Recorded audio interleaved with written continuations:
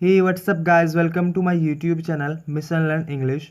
Guys, आज की इस वीडियो में मैं आपको शुड हैव, कुड हैव और वुड हैव का यूज़ बताऊंगा। जी हाँ गाइस, ये तीनों वर्ड्स बहुत ज़्यादा इंपॉर्टेंट है इंग्लिश स्पोकन सीखने के लिए और मोस्टली बिगिनर्स के लिए बहुत ज़्यादा इंपॉर्टेंट है जो इंग्लिश स्पीकिंग सीख रहा है। सो गाइस, आज की वीडियो बहुत ही इंटरेस्टिंग होने वाली है, बहुत ही यूज़फुल होने वाली है आप सभी के लिए।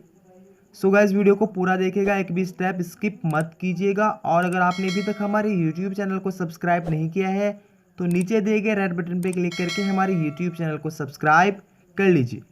आइए शुरू करते हैं शुड हैव से। शुड हैव का मतलब होता है चाहिए था। मुझे यह करना चाहिए था, मुझे आ जाना चाहिए था, मुझे वहाँ जाना नहीं चाहिए था।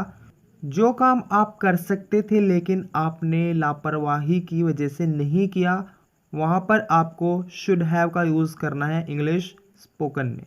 और इन तीनों वर्ड्स में वर्ब की थर्ड फॉर्म का यूज़ किया जाएगा, वर्ब की थर्ड फॉर्म। और ये वर्ड्स सभी सब्जेक्ट्स के साथ यूज़ किए जाते हैं और वर्ब की थर्ड फॉर्म का यूज़ किया जाता है। आइए एग्जाम्पल देख लेते हैं। मुझे वहाँ से घर आ जाना चाहिए था। गाइस, ये सेंटेंस आप तब भी यूज़ करते हैं जैसे कि आपकी कहीं पर लड़ाई हो जाती है और आप सोचते हैं मुझे वहाँ से पहले ही घर आ जाना चाहिए था। तो इस तरह से भी इस सेंटेंस का, ऐसे सेंटेंस का यूज़ किया जाता है। मुझे वहाँ से घर आ जाना चाहिए था। I should have come home from there. I should have come home from there. मुझे उस लड़की को प्रपोज कर देना चाहिए था।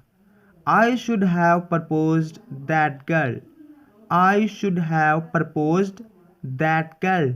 याद रहे, वर्ब की थर्ड फॉर्म का यूज़ करना है सेंटेंस में। आइए नेक्स्ट एग्जांपल देखते हैं। तुम्हें मेरी बात मान लेनी चाहिए थी। गाइस, ये सेंटेंस हम बहुत ज़्यादा यूज़ करते हैं। तुम्हें मेरी बात मान लेनी चाहिए थी। जब किसी से कोई काम गलत हो जाता है और आप उसे पहले ही कुछ सजेस्ट कर रहे होते हैं और आपकी बात नहीं मानता, तब आप बोलते हैं तुम्हें मेरी बात मान लेनी चाहिए थी। You should have listened to me. You should have listened to me. उन्हें कुछ पैसे बचा लेने चाहिए थे। उन्हें कुछ पैसे बचा लेने चाहिए थे। They should have saved some money. They should have saved some money. तुम्हें मुझे कॉल करना चाहिए था। You should have called me. तुम्हें मुझे कॉल करना चाहिए था। You should have called me. You should have called me. अब बात करते हैं शुड नॉट हैव की। शुड नॉट हैव को शुडंट हैव भी बोल सकते हैं। शुड नॉट हैव का मतलब नहीं करना चाहिए था। नहीं करना चाहिए था। आइए एग्जाम्पल देख लेते हैं। उसे घर नहीं जाना चाहिए था। He should not have gone to home.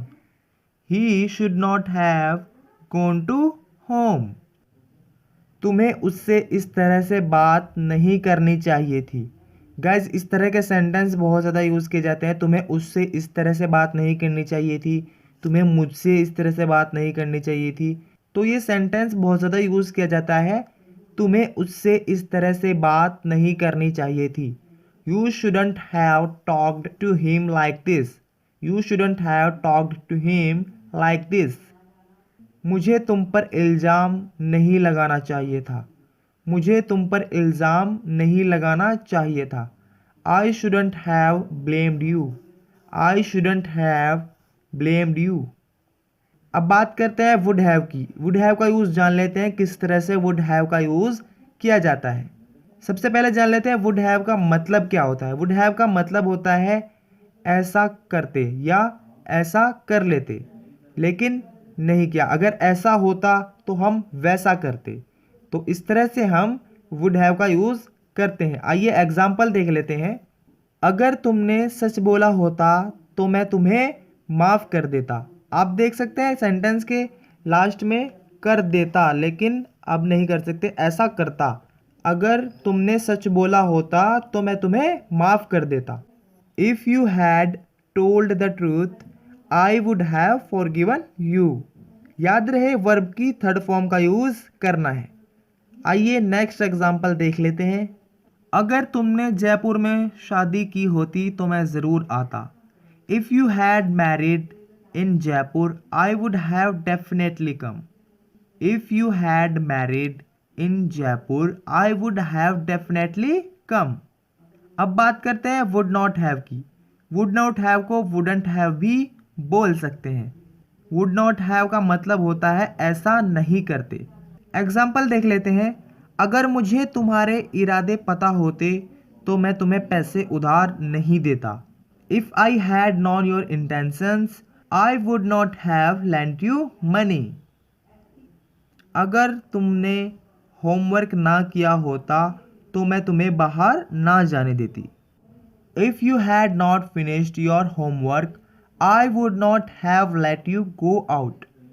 If you had not finished your homework I would not have let you go out.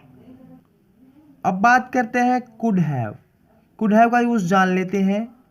Could have का मतलब होता है कर सकता था, यानी कि जो काम आप कर सकते थे लेकिन आपने नहीं किया, वहाँ पर आपको कुड हैव का यूज़ करना है। आइए एग्जाम्पल देख लेते हैं। धीरे ड्राइव करके तुम एक्सीडेंट से बच सकते थे। You could have avoided the accident by driving slow. धीरे ड्राइव करके तुम एक्सीडेंट से बच सकते थे। You could have avoided the accident by driving slow. अब बात करते हैं कुड नॉट हैव की। कुड नॉट हैव को कुडंट हैव भी बोल सकते हैं। कुड नॉट हैव का मतलब होता है नहीं कर सकते थे, यानी कि आप चाहकर भी वो काम नहीं कर सकते थे, आप बिल्कुल भी वो काम नहीं कर सकते थे। एग्जाम्पल देख लेते हैं। हम उसकी ज़िंदगी नहीं बचा सकते थे, चाहे हम उसे हॉस्पिटल भी ले जाते। We could not have saved his life even if we had taken him to hospital. We could not have saved his life even if we had taken him to hospital. तुम tuition के बिना pass नहीं हो सकते थे। You could not have passed without tuition. तुम tuition के बिना पास नहीं हो सकते थे। You could not have passed without tuition. So guys, आज की वीडियो में आपने जाना शुड हैव, कुड हैव और वुड हैव का यूज़। इन तीनों का मैंने आपको नेगेटिव में यूज़ भी बताया है। गाइज, अगर इन तीनों का यूज़ करने में आपको कोई भी प्रॉब्लम आती है तो आप मुझे कमेंट करके बता सकते हैं। मैं कोशिश करूँगा जल्द से जल्द आपकी जो प्रॉब्लम है, आपको जो भी डाउट है वो मैं क्लियर कर दूँ। गाइज, वीडियो पसंद आई है तो लाइक और शेयर ज़रूर करें और ऐसी ही नॉलेजेबल वीडियो देखने के लिए हमारे यूट्यूब चैनल को सब्सक्राइब करना ना भूलें।